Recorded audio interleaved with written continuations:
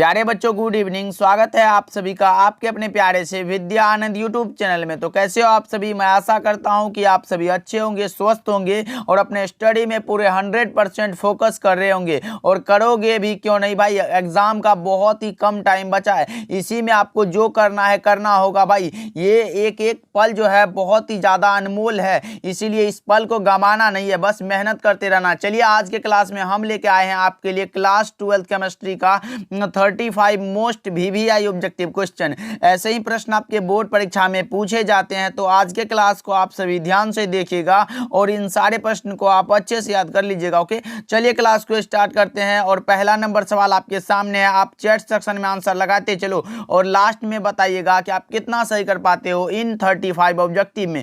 देखिए पहला नंबर सवाल क्या कह रहा है, हीरा एक प्रकार का है। अब आपको बताना है कि हीरा एक प्रकार का क्या है, क्रिस्टल है, और क्रिस्टल है, बेरवादार है, या फिर इनमें से कोई नहीं। तो मैं बता दूं, diamond is a crystalline solid, यानी कि जिसकी निश्चित और नियमित ज्यामितीय आकृति होती है उसको हम लोग क्रिस्टल बोलते हैं, जो कि हीरा का निश्चित ज्यामितीय आकृति है। इसीलिए option number A correct answer हो जाएगा।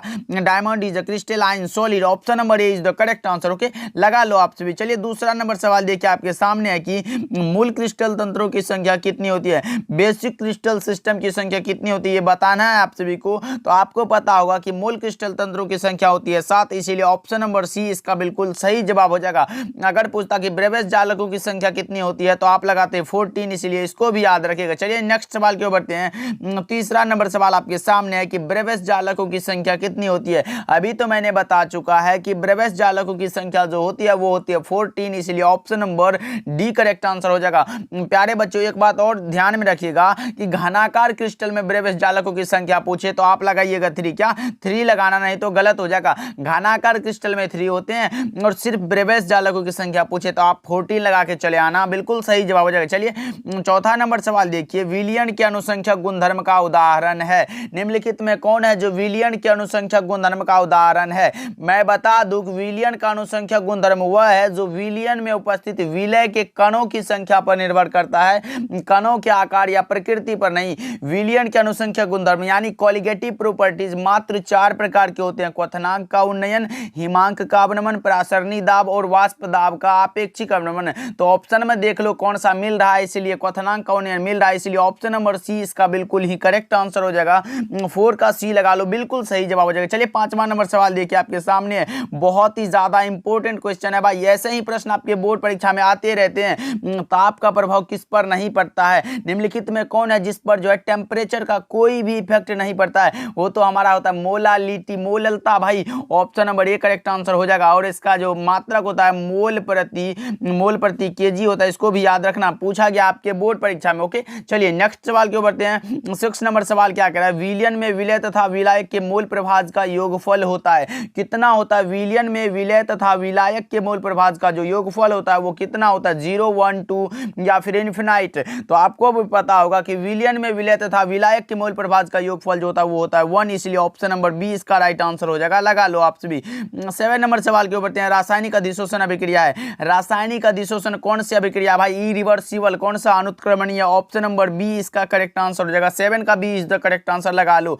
8 नंबर सवाल के ऊपर बढ़ते हैं कि तेल को वसा में बदलने हेतु प्रयुक्त उत्प्रेरक कौन सा है। तेल को जो है वसा में बदलना है, उसके लिए प्रयुक्त उत्प्रेरक कौन सा है भाई, कैटलिस्ट पूछा गया है, यह होता है निकेल, ऑप्शन नंबर सी इसका राइट आंसर हो जाएगा। 8 का सी इज द करेक्ट आंसर, लगा लो। 9 नंबर सवाल के ऊपर बढ़ते हैं, देखिए आपके सामने कि किसी पदार्थ के प्रतिक्रिया करने का दर निर्भर करता है, किस पर निर्भर करता है, परमाणु भार पर, समतुल्य भार पर, अनुभार पर या फिर सक्रिय भार पर। तो यह जो करता है निर्भर, वो करता है एक्टिव वेट पर, इसलिए option number D correct answer हो जाएगा, सक्रिय भार पर, लगा लो आप सभी।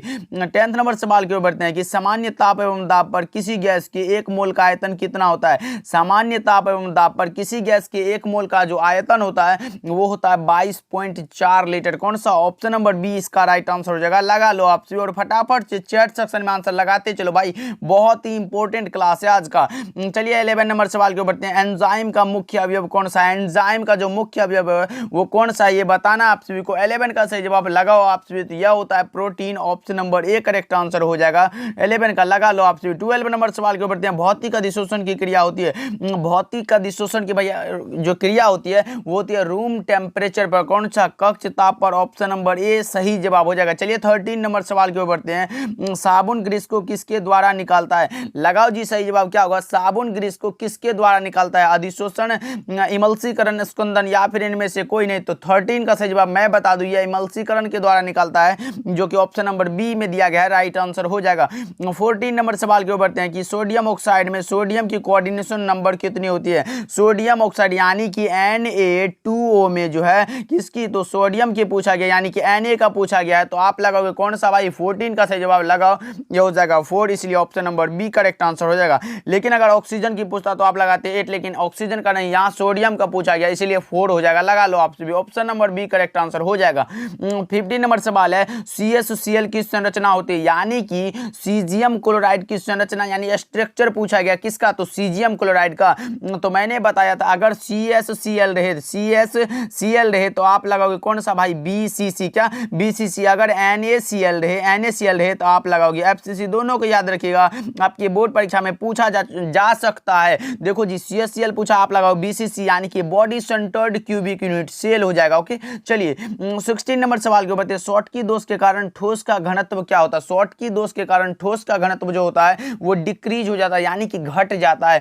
Option number B correct answer हो जाएगा। लगा लो आप सभी। ओके चलिए 17 नंबर सवाल की ओर बढ़ते हैं। आपके सामने FCC जालक में कितने परमाणु होते हैं? Atomic number of face centred cubic unit cell, कौन सा भाई? 4 हो जाएगा। Option number D correct answer हो जाएगा। ओके लगा लो आप सभी। अगर कोऑर्डिनेशन नंबर पूछता तो 12 हो जाता, लेकिन यहाँ पूछा गया है परमाणु संख्या। ट्रांजिस्टर सेटों के निर्माण में प्रयुक्त होने वाला तत्व कौन सा है? ट्रांजिस्टर सेटों के निर्माण में प्रयुक्त होने वाला जो तत्व होता है वो होता है सिलिकॉन। कौन सा? Option number B correct answer हो जाएगा। लगा लो। 19 नंबर सवाल की ओर बढ़ते हैं। आपके सामने कि प्रथम कोटि की अभिक्रिया के लिए वेग स्थिरांक की इकाई क्या होती है? फर्स्ट ऑर्डर रिएक्शन के लिए वेग स्थिरांक की इकाई पूछा गया, ये होता है टाइम इनवर्स, यानी कि ऑप्शन नंबर ए इसका बिल्कुल ही सही जवाब हो जाएगा। 20 नंबर सवाल की ओर बढ़ते हैं। टिंडल प्रभाव प्रदर्शित होता है, किसके द्वारा प्रदर्शित होता है भाई? टिंडल प्रभाव किसके द्वारा प्रदर्शित होता है? यह होता है रियल सॉल्यूशन, कौन सा? वास्तविक घोल के द्वारा, इसीलिए ऑप्शन नंबर ए इसका राइट आंसर हो जाएगा। 20 का a is the correct answer. Okay 21 number सवाल की ओर बढ़ते हैं। अपमार्जक को कहा जाता है, अपमार्जक को क्या कहते हैं भाई? लगाओ सही जवाब क्या होगा? इसको बोलते हैं सरफेस एक्टिवेशन, कौन सा? पृष्ठ सक्रियण हो जाएगा। Option number A correct answer हो जाएगा। लगा लो आप। 22 नंबर सवाल की ओर बढ़ते हैं। आपके सामने की कारक जो अभिक्रिया की दर को प्रभावित करता है, कौन सा भाई? ताप, दाब, सांद्रण या फिर इनमें से सभी। तो मैं बता दूं, इसको जो प्रभावित करता है वो टेम्परेचर भी हो, प्रेशर भी है और कंसंट्रेशन भी है, इसीलिए option number D correct answer हो जाएगा। ऑल ऑफ एबव हो जाएगा। ओके चलिए 23 नंबर सवाल के ऊपर, शुष्क सेल का विद्युत वाहक बल होता है, शुष्क सेल का जो विद्युत वाहक बल होता है वो होता है 1.5 वोल्ट। क्या 1.5 वोल्ट? अगर यहां पूछता कि मरकरी सेल का विद्युत वाहक बल कितना होता है तो आप लगाते 1.35 वोल्ट। इसको भी याद रखिएगा। ओके आपके बोर्ड परीक्षा में पूछा जा सकता है। चलिए 24 नंबर सवाल के ऊपर बढ़ते हैं। मरकरी सेल का विद्युत वाहक बल, लो जी मैंने बताया और वो आ गया। मरकरी सेल का विद्युत वाहक बल कितना होता है? तो 1.35 वोल्ट, इसीलिए option number C correct answer हो जाएगा। 25 नंबर सवाल की ओर बढ़ते हैं कि द्रवित NaCl के वैद्युत अपघटन से, भाई लगाते चलो सही आंसर और याद करते चलो भाई, बिल्कुल शुरू से पढ़ा रहे हैं। द्रवित NaCl के वैद्युत अपघटन से कैथोड पर क्या होता है? मुक्त। कैथोड पर जो होता है वो मुक्त क्या होता है ये बताना आप सभी को। यह होता है सोडियम। कौन सा? Option number B correct answer हो जाएगा। लगा लो आप सभी। 26 नंबर सवाल की ओर बढ़ते हैं कि समुद्री जल को किस विधि द्वारा लवणहीन किया जाता है? समुद्री जल को किस विधि द्वारा लवणहीन करते हैं भाई? लगाओ 26 का सही जवाब क्या होगा? ये करते हैं रिवर्स ऑस्मोसिस के द्वारा, यानी कि उल्टा प्रसारण के द्वारा। Option number B correct answer हो जाएगा। 27 नंबर सवाल की ओर बढ़ते हैं कि वसा में घुलनशील विटामिन कौन सा है? वसा में घुलनशील विटामिन कौन सा है ये बताना आप सभी को। मैंने बताया था एक होता है वसा में घुलनशील और दूसरा कौन सा होता है? तो जल में विलय होता है। तो लगाओ सही जवाब क्या होगा? 27 का। मैं बता दूं वसा में घुलनशील जो होता है वो होता है विटामिन ए, यानी कि option number A correct answer हो जाएगा। और जल में विलय जो होता है वो होता है vitamin B complex C, B और सी होता है, इसको भी याद रखिएगा। ओके चलिए 28 नंबर सवाल की ओर बढ़ते हैं। आपके सामने कि CH4 में सिग्मा बंधों की संख्या कितनी होती है? CH4 में भाई सिग्मा बॉन्ड की संख्या 4 होती है। Option number A correct answer हो जाएगा। लगा लो आप सभी। 29 नंबर सवाल की ओर बढ़ते हैं। शुद्ध जल का पीएच मान क्या होता है? लगाओ भाई साहब, सही जवाब क्या होगा? शुद्ध जल का पीएच मान क्या होता है? यानी कि potential of hydrogen of water का पूछा गया। 29 का सही जवाब लगाओ आप सभी, तो यह होता है 7, यानी कि option number D correct answer हो जाएगा। 30 नंबर सवाल की ओर बढ़ते हैं। सिनेबार कहा जाता है क्या भाई? सिनेबार किसको कहा जाता है? HGS मरकरी, कौन सा? Option number A correct answer, mercury sulphide, option number A is the correct answer, लगा लो आप सभी। 31 नंबर सवाल को देखते हैं। साइनाइड विधि द्वारा प्राप्त होता है क्या भाई? सोना चांदी, कौन सा? सिल्वर हो जाएगा, option number C correct answer हो जाएगा, लगा लो आप सभी। 32 नंबर सवाल के ऊपर बढ़ते हैं आपके सामने कि बेंजीन का सरल सूत्र क्या है भाई? बेंजीन का जो है फॉर्मूला पूछा गया है, तो आपको भी पता होगा कि C6H6 जो है ये बेंजीन का फॉर्मूला है, कौन सा? Option number C correct answer हो जाएगा, लगा लो आप सभी। ओके, चलिए नेक्स्ट सवाल के बढ़ते हैं। 33 नंबर सवाल है, कार्बन कार्बन एकल बंध की लंबाई कितनी होती है? कार्बन कार्बन एकल बंध की लंबाई पूछा गया आपसे। 34 का सही जवाब लगाओ, यह होता है 1.54 एंगस्ट्रम, यानी कि ऑप्शन नंबर सी इसका बिल्कुल करेक्ट आंसर हो जाएगा। 34 नंबर सवाल की ओर बढ़ते हैं। उष्मा और विद्युत का अच्छा चालक है, उष्मा और विद्युत का जो अच्छा चालक होता है वो होता है ग्रेफाइट, कौन सा? 34 का सी इज द करेक्ट आंसर, लगा लो आप सभी। 35 नंबर सवाल आपके सामने कि कार्बनिक ठोस की शुद्धता का लक्षण है। कार्बनिक ठोस भाई शुद्धता का लक्षण पूछा गया, क्वथनांक, गलनांक, विशिष्ट घनत्व या फिर इनमें से कोई नहीं। 35 का सही जवाब हो जाएगा, यह होता है गलनांक, यानी कि option number B correct answer हो जाएगा। तो अब कमेंट करके बताओ कि आज का क्लास आप सभी को कैसा लगा, कमेंट जरूर करना, और क्लास अच्छा लगा हो तो लाइक और चैनल को सब्सक्राइब जरूर करना, और कमेंट में बताओ कि इस 35 ऑब्जेक्टिव में आप कितना सही कर पाए। ओके, मिलते हैं अगले क्लास में, तब तक के लिए आप अपना ध्यान रखिएगा, खूब मेहनत करिएगा भाई। इसी कम से कम 1.5 महीना बचा, इसी में 4 देना है बिहार बोर्ड एग्जामिनेशन को। ओके, मिलते हैं अगले क्लास में, तब तक के लिए आप अपना ध्यान रखिएगा। ओके, मिलते हैं।